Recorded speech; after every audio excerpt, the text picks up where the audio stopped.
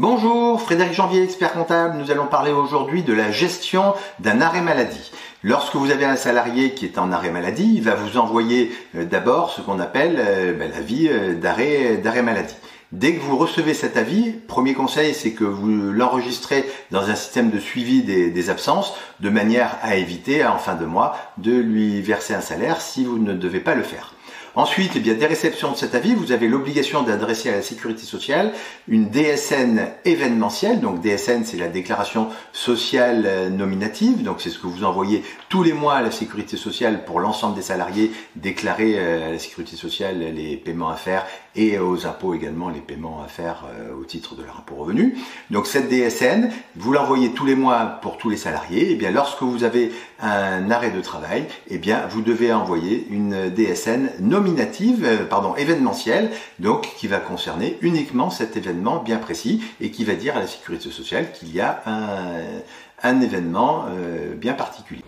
Petite parenthèse, lorsque vous recevez l'avis d'arrêt de travail de votre salarié, vous devez adresser ce qu'on appelle également une attestation de salaire. Donc cette attestation de salaire, vous en trouvez un modèle remplissable PDF sur Internet. Elle va reprendre l'intégralité des salaires des derniers mois de votre salarié afin que la CPM puisse calculer l'indemnité qui est due à votre salarié. Cette attestation de salaire, vous la transmettez via NetEntreprise, donc sur Internet. Vous pouvez également la transmettre par le biais de votre logiciel de paye s'il est conforme. Et puis sinon, vous l'envoyez par courrier, mieux vaut courrier recommandé AR, à la CPM de votre salarié.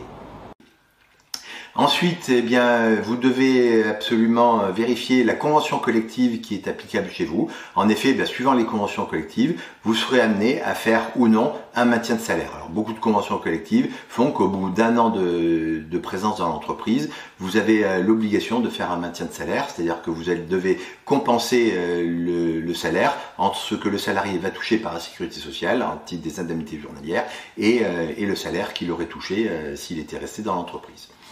Une fois que le salarié revient dans l'entreprise, s'il est resté plus de 30 jours en arrêt, vous avez l'obligation de lui faire une visite médicale de rentrée afin de s'assurer que tout va bien et qu'il peut reprendre son poste tout à fait naturellement. Vous avez des questions concernant la gestion des arrêts maladie, vous n'hésitez pas à revenir vers le cabinet.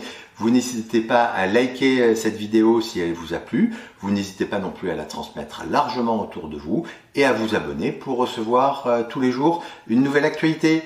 À très vite, au revoir.